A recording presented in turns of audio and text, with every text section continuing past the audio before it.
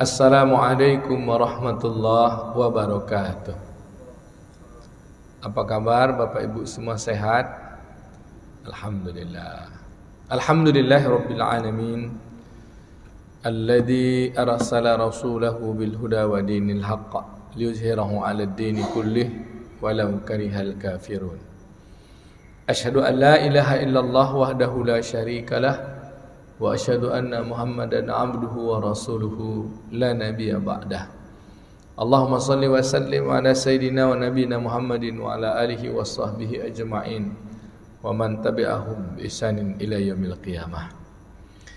Yang saya muliakan para alim ulama, cerdik pandai, pemuka masyarakat, pengurus masjid, Pak Imam, ayah-ayah kami, bunda, abang, kakak, adik-adik, seluruh jamaah yang berhadir salat zuhur Masjid Raya An-Nur Provinsi Riau, dan seluruh jamaah yang hadir pula, yang menyaksikan, mendengar dan menonton dari live streaming fanpage Masjid Raya An-Nur Provinsi Riau di mana saja berada.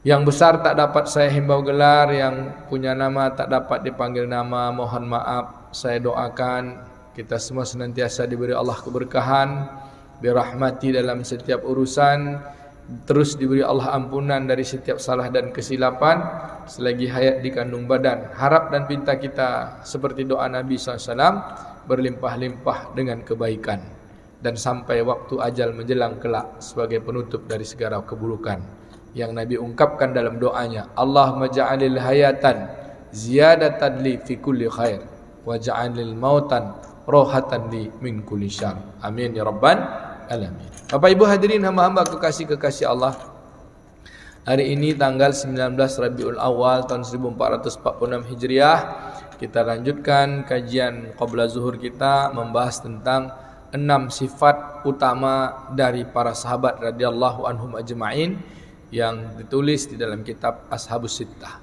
yaitu keutamaan sahabat-sahabat dengan 6 sifatnya. Terakhir kita membahas sampai sifat yang kedua, masuk sifat yang ketiga. Apa sifat yang utama sehingga mereka Allah ridhoi? Ya, Allah sebut dalam Al-Quran pada surah At-Taubah 100, mereka orang yang Allah ridhoi dan mereka ridho kepada Allah. Di ayat ini mesti kita ulang-ulang, Pak, karena ini sebagai landasan pokok kemuliaan mereka di sisi Allah Ta'ala yang Allah janjikan surga.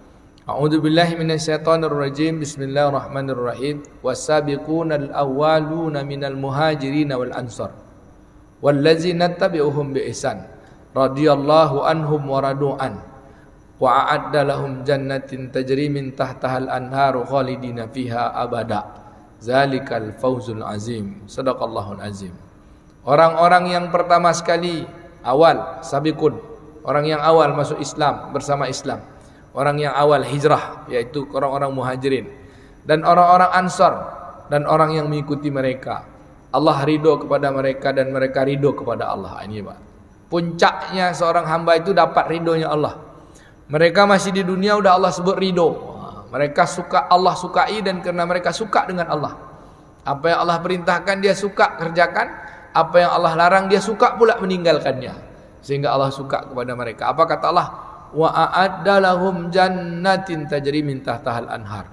Dijanjikan mereka itu surga yang di dalamnya ada sungai-sungai yang mengalir, di bawahnya ada sungai-sungai yang mengalir, dan itulah dia kesuksesan, kemenangan, kebahagiaan, puncak dari segala kesuksesan. Zalikal fawzul azim. Itulah dia kemenangan atau kesuksesan yang paling agung. Bapak Ibu hadirin hamba-hamba kekasih-kekasih Allah, maka kesuksesan ini dapatnya karena ridho Allah, karena mereka ridho kepada Allah. Ridhonya mereka kepada Allah disebutkanlah mereka punya sifat yang paling utama. Apapun yang Allah perintahkan mereka patuh, apapun yang mereka larang, yang dilarang Allah, mereka patuh juga untuk meninggalkannya. Dari semua sahabat, dari 124.000 sahabat itu ada sifat-sifat karakter yang menonjol. Yang pertama, hakikat kalimat la ilaha illallah Muhammadur Rasulullah. Yang kedua, mereka paham betul bahwa hakikat dari seluruh perbuatan untuk sampai kepada Allah dan mengikut Nabi SAW adalah solat khusyuk wal khudu.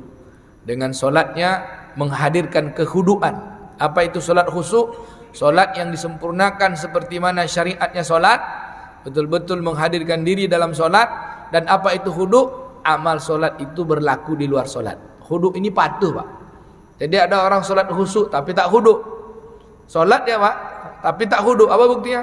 Solat masih bohong, solat masih maksiat. Apalagi kalau tak solat. Nah, gitu. Jadi solat yang menghasilkan sifat khudu. Solatnya khusyuk, betul-betul patuh kepada Allah, takut kepada Allah Ta'ala. Kemudian selesai solat menjadikan sifatnya khudu. Inna solata tanha anil fahsya'i wal munkar. Lalu apa sifat yang ketiga? Mereka memahami bahwa berjalan di atas dunia ini mesti dengan ilmu. Ilmu yang seperti apa? Ilmu yang mendatangkan patuh kepada Allah. Disebutkanlah di dalam kitab Ashabus Sittah, yaitu sifat yang ketiga, ilmu ma'azikir. Apa itu ilmu ma'azikir? Ilmu bersama dengan zikir, Pak. Ma'a itu kan bersama, zikir. Setiap ilmu yang didapat menghadirkan diri untuk ingat kepada Allah. Setiap ilmu yang didapat, pengetahuan yang didapat, pengetahuan yang dicari, pengetahuan yang diperoleh, yang menghadirkan kepatuhan kepada Allah. Setiap ilmu yang diperoleh, diusahakan, yang kemudian diberikan pengetahuan kepadanya untuk mematuhi Allah. Itulah dia, ilmu ma'a zikir. Ilmu dengan patuh kepada Allah. Apa padilahnya ilmu, Pak? Allah Subhanahu wa taala ngasih orang berilmu ni banyak. Pertama, orang yang belajar. Allah Subhanahu wa taala, Nabi SAW katakan, masalah man salaka tariqan yaltamizu fihi ilman sahalallahu tariqan ilal jannah. Siapa yang menempuh satu jalan untuk dapatkan ilmu, maka baginya Allah mudahkan baginya masuk surga, Pak. Tapi ilmu yang mana? Kan gitu. Banyak orang sibuk belajar ilmu, tapi kemudian tak mendatangkan dia masuk surga. Tidak ada. Ilmu yang kemudian yang dia tak amalkan, ilmu yang tak mendatangkan zikir, ilmu yang tak mendatangkan taat. Nah, Bapak Ibu hadirin yang dimuliakan Allah, maka ilmu ini dibagi dua. Banyak fadilah ilmu lagi, Pak. Yang jelas dari ilmu itu, dari tak tahu menjadi tahu, ya kan? Apa yang harus kita ketahui dari makna ilmu itu? Kata Imam Zakaria, kata Syekh Zakaria rahimahullah, juga Imam Al-Ghazali, dari ilmu itu intinya yang kita tahu itu adalah tahunya kita bahwa kita ni hamba yang diperintahkan, dan tahunya bahwa ada yang membuat aturan, yaitu apa yang dia larang kita tinggalkan, apa yang dia perintah kita kerjakan. Siapa dia? Allah Khalik, Allah Malik, Allah Razik, Allah yang menciptakan, Allah yang berkuasa, Allah yang menghidupkan, dan Allah yang patut kita sembah. Dengan pengetahuan itu, lalu wujudlah kalimat tauhid dalam dirinya, persembahan, kecintaan, rasa takut, la ilaha illallah. Jadi zikir, ilmu yang menghadirkan zikir, ilmu yang menghadirkan bahwa dia patuh kepada Allah Ta'ala. Maka Bapak Ibu yang dimuliakan Allah Ta'ala, ilmu ini dibagi dua. Yang pertama ilmu fardu ain, yang kedua ilmu fardu kifayah. Ilmu fardu kifayah, ilmu yang dengannya kita belajar untuk dapat menolong orang lain dan menolong diri kita sendiri. Ilmu fardu ain, ilmu yang kita pelajari untuk nolong diri kita sendiri, yang tak bisa kita wakilkan kepada orang lain. Maka ilmu fardu ain ini, Pak, utama. Apa dia? Ilmu belajar tentang ibadah kepada Allah. Ilmu solat. Tak bisa kita bilang, saya tak belajar ilmu solat, saya wakilkan aja sama Pak Peri. Ya Pak ya, Bapak belajar ilmu solat, saya belajar ilmu yang lain. Tak bisa, Pak. Ilmu mempelajarinya untuk selamat diri kita sendiri, tak bisa diwakilkan. Ilmu solat, ilmu baca Quran, ilmu lagi apa? Ilmu mengenal Allah, ilmu mengenal Rasulullah, ilmu syariat-syariat, perbuatan halal haram, baik buruk, itu harus dipelajari, Pak. Ini betul atau salah, ilmu halal haram harus dipelajari. Kemudian apa lagi? Ilmu akhlak. Betulnya kita pandai bersyukur, pandai bersabar, pandai santun, pandai kita qanaah. Ini wajib dipelajari, tak bisa diwakilkan oleh orang lain. Lalu mana ilmu yang fardu kifayah? Itu dia, ilmu yang untuk nolong orang banyak. Ilmu ekonomi, ilmu pertanian, ilmu kedokteran, ilmu perikanan, ilmu perbankan. Ya Pak, hari ini betapa banyak orang sungguh-sungguh dengan ilmu fardu kifayah, tapi lupa dengan ilmu fardu ain. Contoh, Pak, kalau pekan lalu kita contohkan tuh dokter, pekan ini kita contohkanlah petani dengan insinyur dan profesor doktornya. Seorang bisa mengejar ilmu pertanian untuk suksesnya padi ditanam, sehingga padi dulu setahun sekali panen, sekarang bisa 5 kali setahun. Wah, sukses ya Pak, supaya nolong orang bisa makan. Tapi betapa banyak orang sukses bisa mengetahui ilmu pertanian, bisa 5 kali setahun panen, mulai dari ilmunya, nama padinya Oryza sativa misalnya, nama latinnya Oryza sativa, nama Indonesianya padi, nama internasionalnya rice, banyak hafalnya Pak.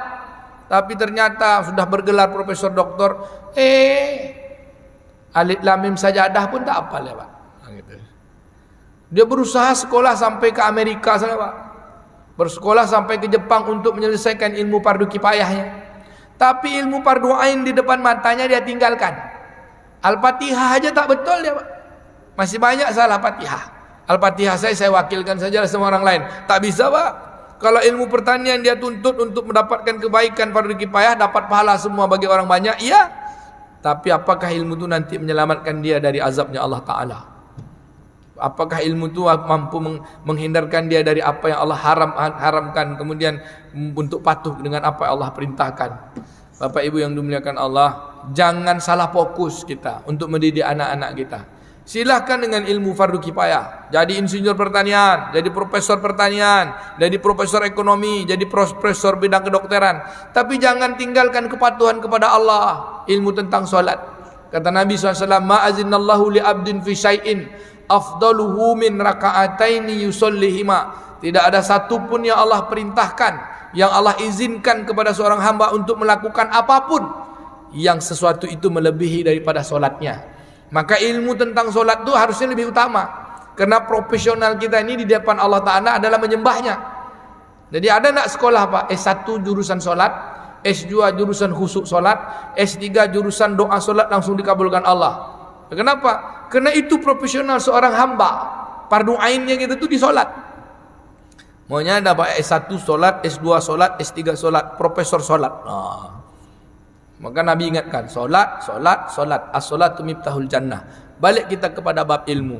Maka ilmu fardu ain utamakan, fardu kifayah diutamakan dan diusahakan.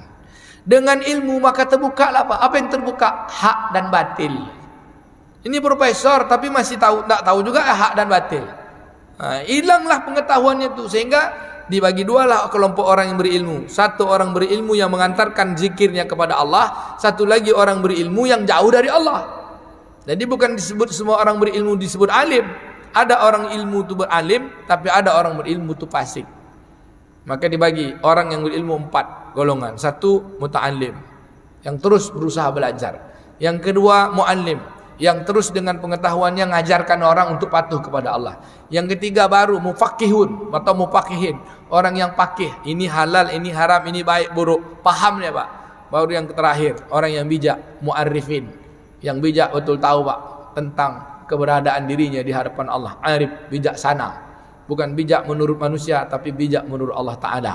Siapa mereka? Itulah orang paling cerdas. Dalam Al-Quran disebutkan, yang senantiasa dari lisannya berzikir, dia lihat segala sesuatu, tidak ada yang sia-sia. Alladzina yadhkuruna Allaha qiyaman wa qu'udan wa ala junubihim wa yatafakkaruna fi khalqis samawati wal ard rabbana ma khalaqta hadza batilan subhanaka faqina azabannar. Mudah-mudahan Bapak Ibu hadirin yang dimuliakan Allah, kita adalah kelompok orang yang dengan pengetahuan apapun sibuk cari ilmu, tapi menghadirkan rasa takut kepada Allah. Jangan terbalik. Allah katakan innama yakhsallahi min ibadihil ulama. Di antara hamba-hamba Allah, innama sesungguhnya min ibadihil ulama. Innama yakhsallah, sesungguhnya di antara yang takut kepada Allah, yang khusyuk kepada Allah, yang patuh kepada Allah, min ibadihi, di antara hamba-hambanya, al ulama, adalah ulama Pak.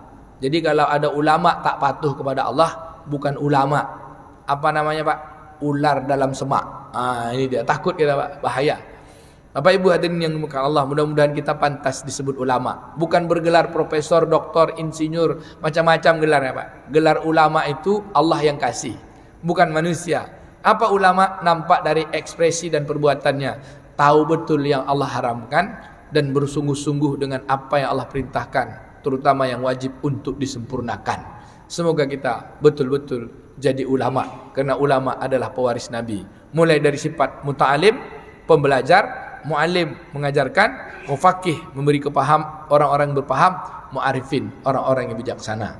Lalu Seperti apa orang yang berilmu tapi tak mengamalkan ilmu? Kita lanjutkan pada pertemuan berikutnya. Subhanakallahumma wa bihamdika nasyhadu an la ilaha illa anta nastaghfiruka wa natubu ilaik. Subhana rabbika rabbil izzati amma yasifun wa salamun alal mursalin walhamdulillahi rabbil alamin. Wassalamu alaikum warahmatullahi wabarakatuh. Allah